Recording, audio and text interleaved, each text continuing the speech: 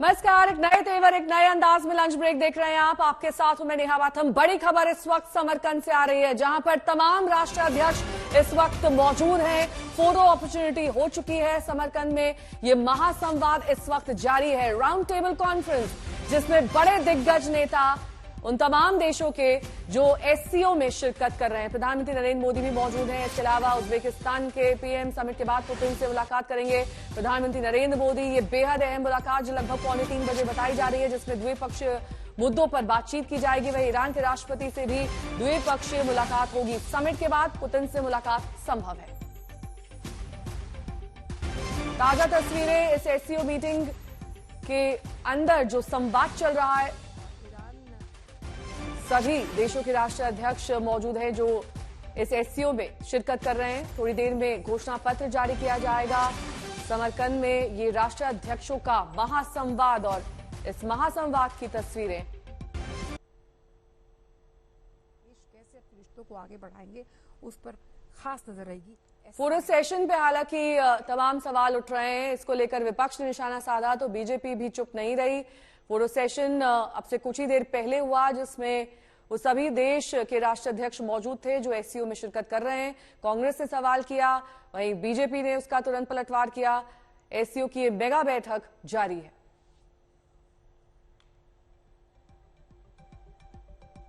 SCO के सदस्य देश वैश्विक जीडीपी में लगभग 30% का योगदान देते हैं और विश्व की 40% जनसंख्या भी एससीओ देशों में निवास करती है।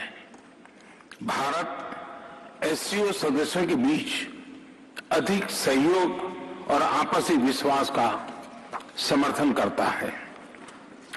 महामारी और यूक्रेन के संकट से ग्लोबल सप्लाई चेन्स में कई बाधाएं उत्पन्न हुई, जिसके कारण पूरा विश्व अभूतपूर्व ऊर्जा एवं खाद्य संकट का सामना कर रहा है। एससीओ को हमारे क्षेत्र में विश्वस्त, रेजिलिएंट और डाइवर्सिफाइड सप्लाई चेन्स विकसित करने के लिए प्रयत्न करने चाहिए। इसके लिए बेहतर कनेक्टिविटी की आवश्यकता तो होगी ही, साथ ही यह भी महत्वपूर्ण होगा कि हम सभी एक दूसरे को ट्रांजिट का पूरा अधिकार दें। एक्सेलेंसी, हम भारत को एक मैन्युफैक्चरिंग हब बनाने पर प्रगति कर रहे हैं। भारत का युवा और प्रतिभाशाली वर्कफोर्स को मैं स्वाभाविक रूप से कॉम्पिटिटिव बनाता है। इस वर्ष भारत की अर्थव्यवस्था में 7.5% वृद्धि की आशा है, जो विश्व की बड़ी इकोनॉमीज में सबसे अधिक होगी। हमारे पीपल सेंट्रिक डेवलपमेंट मॉडल में टेक्नोलॉजी के उचित उपयोग पर भी बहुत फोकस दिया जा रहा है। हम प्रत्येक सेक्टर में इनोवेशन का समर्थन कर रहे हैं। आज भारत में 70,000 से अधिक स्टार्टअप्स हैं, जिनमें से 100 से अधिक यूनिकॉर्न है। हमारे ये अनुभव कई अन्य एससीओ सदस्यों के भी काम आ सकता है। इसी उद्देश्य से हम एक नए special working group on startups and innovation की स्थापना करके एससीओ के सदस्य देशों के साथ अपना अनुभव साझा करने के लिए तैयार है। एक्सेलेंसी, विश्व आज एक और बड़ी चुनौती का सामना कर रहा है और यह है हमारे नागरिकों की खाद्य सुरक्षा सुनिश्चित करना। इस समस्या का एक संभावित समाधान है मिलेट्स की खेती और उपभोग को बढ़ावा देना। मिलेट्स एक ऐसा सुपर फूड है जो न सिर्फ एससीओ देशों में बल्कि विश्व के कई भागों में हजारों सालों से उगाया जा रहा है और खाद्य संकट से निपटने के लिए एक पारंपरिक, पोषक और कम लागत वाला विकल्प है। वर्ष 2023 को UN international year of millets के रूप में मनाया जाएगा। हमें एससीओ के अंतर्गत एक मिलेट फूड फेस्टिवल के आयोजन पर विचार करना चाहिए। भारत आज विश्व के मेडिकल एंड वेलनेस टूरिज्म के लिए सबसे किफायती डेस्टिनेशन में से एक है। अप्रैल 2022 में गुजरात में WHO global centre for traditional medicine का उद्घाटन किया गया। पारंपरिक चिकित्सा के लिए यह WHO का पहला और एकमात्र ग्लोबल सेंटर होगा। हमें SCO देशों के बीच ट्रेडिशनल मेडिसिन पर सहयोग बढ़ाना चाहिए। इसके लिए भारत एक नए SCO working group on traditional medicine पर पहल लेगा। अपनी बात समाप्त करने से पहले मैं प्रेसिडेंट मिर्जियोयेव को आज की बैठक के उत्कृष्ट संचालन और उनके गर्मजोशी से भरे आतिथ्य के लिए फिर से धन्यवाद अदा करता हूं। बहुत बहुत धन्यवाद।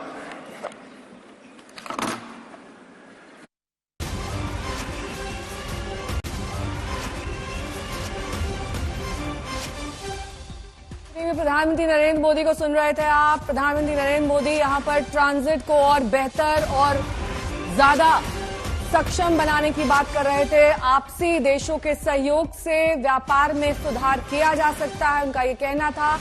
हमारा अनुभव SCO में काम आएगा। इस मीटिंग में प्रधानमंत्री का ये संबोधन अब से कुछ ही देर पहले, जिसमें प्रधानमंत्री का फोकस व्यापार पर। वैश्विक GDP में लगभग 30% का योगदान देते हैं और विश्व की 40% जनसंख्या भी SCO देशों में निवास करती है। भारत SCO सदस्यों के बीच अधिक सहयोग और आपसी विश्वास का समर्थन करता है। महामारी और यूक्रेन के संकट से ग्लोबल सप्लाई चेन्स में कई बाधाएं उत्पन्न हुई, जिसके कारण पूरा विश्व अभूतपूर्व ऊर्जा एवं खाद्य संकट का सामना कर रहा है। SCO को हमारे क्षेत्र में विश्वस्त, रेजिलिएंट और डाइवर्सिफाइड सप्लाई चेन्स विकसित करने के लिए प्रयत्न करने चाहिए। इसके लिए बेहतर कनेक्टिविटी की आवश्यकता तो होगी ही, साथ ही यह भी महत्वपूर्ण होगा कि हम सभी एक दूसरे को ट्रांजिट का पूरा अधिकार दें। एक्सेलेंसी, हम भारत को एक मैन्युफैक्चरिंग हब बनाने पर प्रगति कर रहे हैं। भारत का युवा और प्रतिभाशाली वर्कफोर्स को मैं स्वाभाविक रूप से कॉम्पिटिटिव बनाता है। इस वर्ष भारत की अर्थव्यवस्था में 7.5% वृद्धि की आशा है, जो विश्व की बड़ी इकोनॉमीज में सबसे अधिक होगी। हमारे पीपल सेंट्रिक डेवलपमेंट मॉडल में टेक्नोलॉजी के उचित उपयोग पर भी बहुत फोकस दिया जा रहा है। हम प्रत्येक सेक्टर में इनोवेशन का समर्थन कर रहे हैं। आज भारत में 70,000 से अधिक स्टार्टअप्स हैं, जिनमें से 100 से अधिक यूनिकॉर्न है। हमारे ये अनुभव कई अन्य SCO सदस्यों के भी काम आ सकता है। इसी उद्देश्य से हम एक नए special working group on startups and innovation की स्थापना करके SCO के सदस्य देशों के साथ अपना अनुभव साझा करने के लिए तैयार है। एक्सेलेंसी, विश्व आज एक और बड़ी चुनौती का सामना कर रहा है और यह है हमारे नागरिकों की खाद्य सुरक्षा सुनिश्चित करना। इस समस्या का एक संभावित समाधान है मिलेट्स की खेती और उपभोग को बढ़ावा देना। मिलेट्स एक ऐसा सुपरफूड है जो न सिर्फ SCO देशों में बल्कि विश्व के कई भागों में हजारों सालों से उगाया जा रहा है और खाद्य संकट से निपटने के लिए एक पारंपरिक, पोषक और कम लागत वाला विकल्प है। वर्ष 2023 को UN international year of millets के रूप में मनाया जाएगा। हमें एससीओ के अंतर्गत एक मिलेट फूड फेस्टिवल के आयोजन पर विचार करना चाहिए। भारत आज विश्व के मेडिकल एंड वेलनेस टूरिज्म के लिए सबसे किफायती डेस्टिनेशन में से एक है। अप्रैल 2022 में गुजरात में WHO global centre for traditional medicine का उद्घाटन किया गया। पारंपरिक चिकित्सा के लिए यह WHO का पहला और एकमात्र ग्लोबल सेंटर होगा। हमें एससीओ देशों के बीच ट्रेडिशनल मेडिसिन पर सहयोग बढ़ाना चाहिए। इसके लिए भारत एक नए SCO working group on traditional medicine पर पहल लेगा। सलमान खान की रेकी के केस में आज अहम पूछताछ हो रही है। मुंबई पुलिस कपिल पंडित से पूछताछ कर रही है।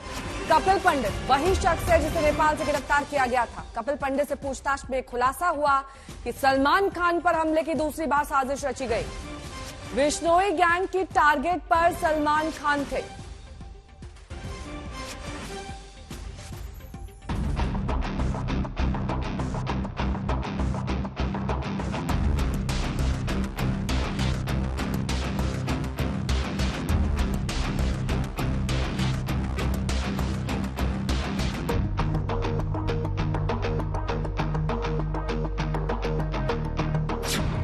भाईजान की जान के कितने दुश्मन। सलमान खान का होता रहा पीछा। फैंस की शक्ल में छुपा बहरूपिया दुश्मन। फार्म हाउस के रास्ते पर साजिश का जाल। लॉरेंस के गुर्गों का खतरनाक प्लान भी। फिल्म के सेट पर असली शूटआउट की साजिश। बॉलीवुड के भाईजान के बारे में यह खुलासा हर किसी को हैरान भी कर रहा है और परेशान भी। जिस गैंगस्टर लॉरेंस बिश्नोई के कातिलों ने मशहूर पंजाबी सिंगर सिद्धू मूसेवाला को मौत के घाट उतारा, उसी लॉरेंस बिश्नोई ने बॉलीवुड सुपरस्टार सलमान खान के लिए कुछ ऐसा ही ताना बाना बुनना शुरू कर दिया था। हत्या करवाने की साजिश रची थी। और ये खुलासा यूं ही नहीं सामने आया, बल्कि दिल्ली पुलिस के स्पेशल सेल के स्पेशल कमिश्नर ने किया है। कपिल पंडित और दीपक मुंडे की अरेस्ट हुई, जो ज्वाइंट एक टीम वर्क था पंजाब पुलिस के साथ। तो उससे फर्दर ये पता चला कि सचिन बिश्नोई जो था और कपिल पंडित था, एक इनके साथ संतोष यादव था। तो ये भी कुछ महीने पहले इन्होंने दोबारा से उसके फार्म हाउस एरिया की रेकी करी है। सलमान की हत्या की साजिश की पूरी स्क्रिप्ट क्या थी, उसका खुलासा करने से पहले जरा एक झलक उन किरदारों पर इस स्क्रिप्ट में शायद सबसे अहम रोल निभाने थे, मगर रोल निभाने से पहले ही उनका मुंह खुल गया।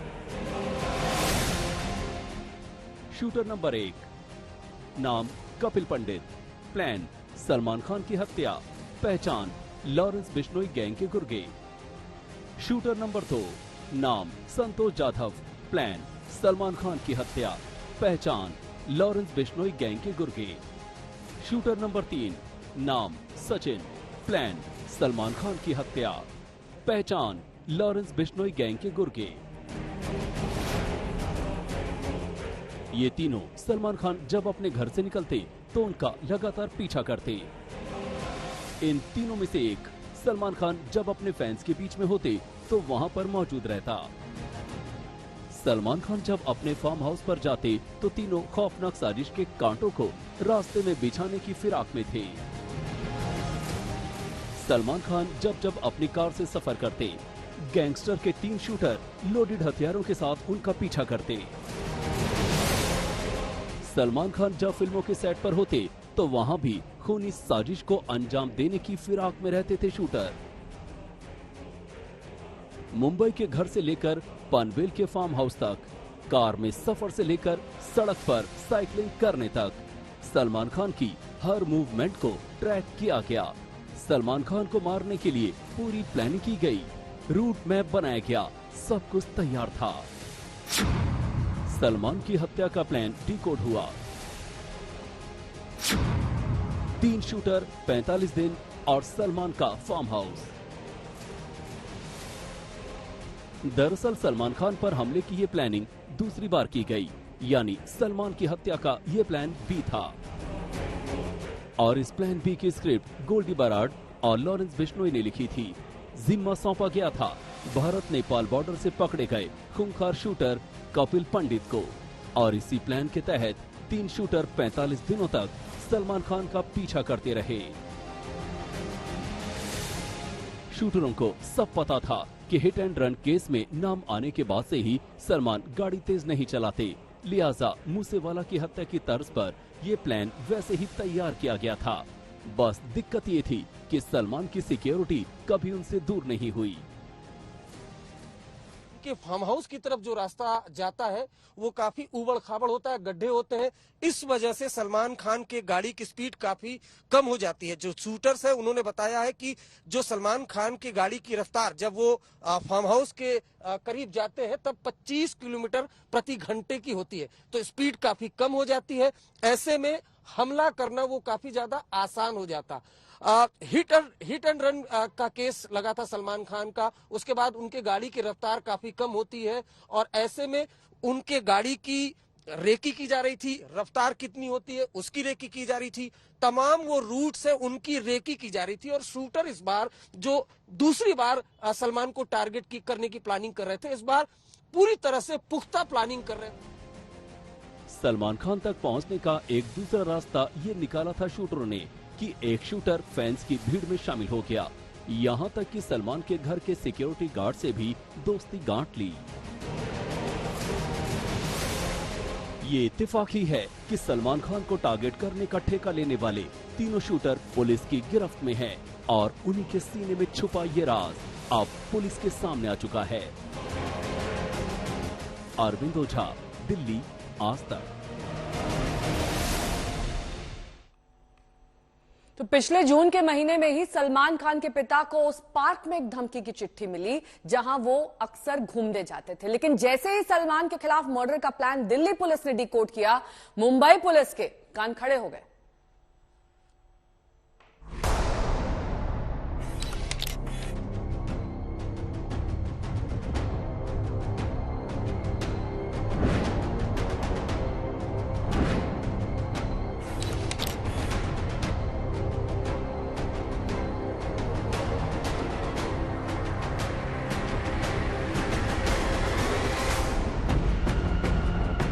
इसी साल जून के महीने में सलमान खान के पिता सलीम खान को जुहू के पार्क में एक धमकी भरी चिट्ठी मिली थी। सलमान खान और उनके पिता सलीम खान को धमकी भरे खत की बात पुख्ता भी हो गई थी। पुलिस अधिकारियों ने दावा किया था कि लॉरेंस बिश्नोई गिरोह के 3 सदस्यों ने बॉलीवुड अभिनेता सलमान खान और उनके पिता लेखक सलीम खान को धमकी भरे खत लिखे। उस धमकी भरे खत के सिलसिले में पुलिस ने लॉरेंस बिश्नोई गैंग के गुर्गे महाकाल उर्फ सौरभ कामले को अपनी हिरासत में भी लिया था। लेकिन एक बार फिर मुंबई पुलिस के कान गर्म हैं, क्योंकि सलमान की हत्या की साजिश का खुलासा पंजाब और दिल्ली पुलिस की तरफ से किए जाने के बाद मुंबई पुलिस हरकत में आई है। जांच के लिए मुंबई पुलिस पंजाब पहुंची। सलमान खान की हत्या की साजिश का मामला शूटर दीपक मुंडी और कपिल पंडित से करेगी पूछताछ। सलमान खान की रेकी के सिलसिले में होगी पूछताछ। सलमान खान की हत्या की साजिश रचने के मामले में पंजाब पुलिस के द्वारा किए जा रहे खुलासों के मद्देनजर मुंबई पुलिस की टीम जांच करने के लिए पंजाब पहुंच गई है। सिद्धू मूसेवाला हत्याकांड में गिरफ्तार किए गए शूटरों ने जो जानकारी दिल्ली और पंजाब पुलिस को बताई है, उसी जानकारियों का फिर से पता लगाने के लिए मुंबई पुलिस अब पंजाब पहुंच चुकी है। खुलासा है कि मुंबई पुलिस हाल ही में गिरफ्तार किए गए शूटर दीपक मुंडी और कपिल पंडित से सलमान खान की रेकी को लेकर किए गए खुलासों के बारे में पूछताछ करना चाहेगी। पंजाब पुलिस के रिमांड में दोनों गैंगस्टर्स ने बताया है कि किस तरीके से लॉरेंस बिश्नोई के कहने पर इन दोनों ने सलमान खान को मारने का पूरा प्लान तैयार कर लिया था।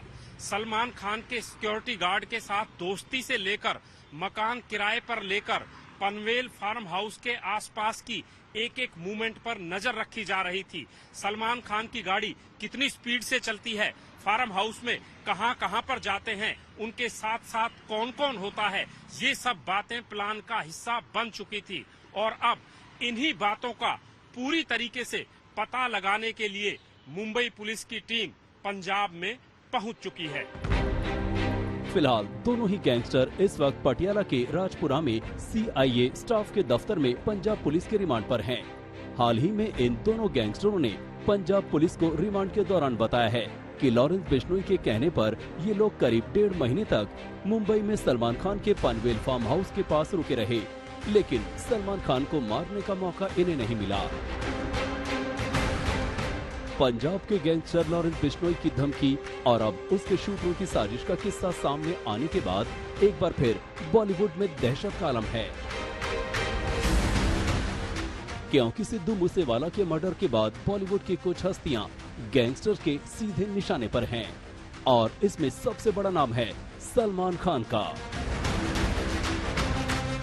कुछ अर्सा पहले ही बॉलीवुड के भाईजान सलमान खान ने मुंबई के पुलिस कमिश्नर से मुलाकात की थी। ऐसा माना जा रहा है कि गैंगस्टर लॉरेंस बिश्नोई बॉलीवुड पर राज करने का ख्वाब पाल रहा है, इसीलिए सिद्धू मूसेवाला के कत्ल के बाद उसने सलमान खान को धमकी वाली साजिश रची। मूसेवाला के कत्ल के बाद लॉरेंस बिश्नोई गैंग रुकना नहीं चाहता था, तभी तो सिद्धू मूसेवाला के कत्ल के कुछ ही दिन बाद न सिर्फ बॉलीवुड स्टार सलमान खान और उनके पिता सलीम के नाम पर धमकी भरी चिट्ठी भिजवाई, बल्कि इस चिट्ठी के बाद वो बॉलीवुड में अपना वसूली रैकेट फैलाने की पूरी साजिश भी तैयार कर चुके थे। सूत्रों की माने तो लॉरेंस बिश्नोई और गोल्डी बराड दोनों मिलकर मुंबई की फिल्म इंडस्ट्री पर राज करना चाहते हैं और इसके लिए दोनों ने पहले ही काफी लंबा चौड़ा प्लान तैयार कर रखा था। इसी प्लान के तहत पहले उन्होंने सिद्धू मूसेवाला का कत्ल किया और फिर बॉलीवुड में सलमान खान और उनके पिता सलीम खान के नाम धमकी दी। जाहिर है सलमान खान की हत्या की साजिश के इस प्लानिंग के डीकोड होने के बाद अब दिल्ली से लेकर पंजाब और मुंबई तक की पुलिस अलर्ट मोड पर है। भाईजान की जान को आंच न आने पाए, इसके लिए अब पुलिस ने गैंगस्टरों की घेराबंदी करनी शुरू कर दी है। देखते हैं कि बात कहां तक जाती है। पंजाब से सत्येंद्र चौहान और दिल्ली से अरविंद ओझा के साथ आज तक ब्यूरो।